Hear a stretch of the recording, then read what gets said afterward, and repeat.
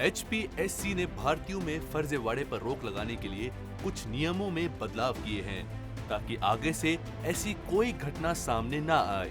HPSC ने अब की बार गोपनीयता बनाए रखने के लिए रोल नंबर के स्थान पर कोड सिस्टम लागू किया है। इस सिस्टम से ना तो कमेटियों को अभ्यर्थियों के नाम और ना ही अभ्यर्थियों का इंटरव्यू लेने वाली कमेटी के बारे में कुछ जानकारी मिलेगी। साक्षात्कार कमेटी ने इस कोड नंबर के आधार पर ही अंक दिए हैं। हाल ही में हुई HCS भर्ती में कई गरीब परिवार के बच्चे भी भर्ती हुए हैं, लेकिन विपक्ष फर्जीवाड़े के नाम पर लगातार सरकार पर सवाल उठा रहा है, जिस पर मुख्यमंत्री मनोहर लाल ने अपनी प्रतिक्रिया दी है। मुख्यमंत्री ने कहा कि सरकारी काम को ठीक ढंग से चलाने के लिए अच्छे लोगों की भर्ती हो, ये हमारी शुरू से प्राथमिकता रही है। सिफारिश पर किसी तरह की भर्ती नहीं हुई। अगर किसी तरह की भी भर्ती में गड़बड़ी होती है तो उनके खिलाफ कार्रवाई भी करते हैं। सरकारी काम को ठीक सुचारू ढंग से चलाने के लिए हमारा जो इस प्रकार के भर्ती करने का और अच्छे लोग भर्ती होकर के आएँ, ये पहले दिन से ही हमारी प्राथमिकता रही है।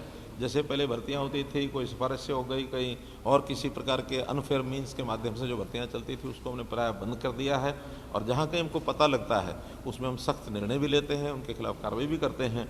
अभी हमारे अपने समय में चाहे कोई गलती हुई होगी, चाहे उससे पहले गलतियाँ हुई हैं, हम कभी किसी को बख्शते नहीं हैं और दोषी को जरूर पकड़ करके उसको सलाखों के पीछे डालते हैं। मुख्यमंत्री मनोहर लाल ने बताया कि पिछले साल हमने भर्ती में धांधलियों और नकल के मामलों में करीब 650 लोगों को गिरफ्तार किया है। फिर भर्तियों के लिए सब कुछ करेंगे। अगर विपक्ष भी कुछ अच्छा सुझाव देगा तो हम वो भी करेंगे।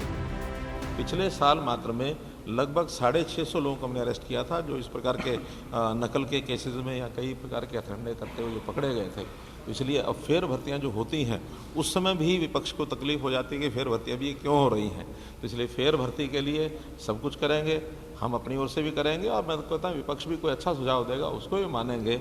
हमारी जो भर्तियाँ होती हैं वो सरकारी कर्मचारी लगभग 30 से 35 साल तक प्रदेश की जनता की सेवा करता है, तो इसलिए अच्छे लोग आएंगे तो जनता को उसका लाभ होगा। HPSC ने हाल ही में HCS परीक्षा का परिणाम घोषित किया था, जिसमें पास होने वाले 425 उम्मीदवारों को 30 जनवरी से 6 फरवरी तक इंटरव्यू के लिए बुलाया गया था।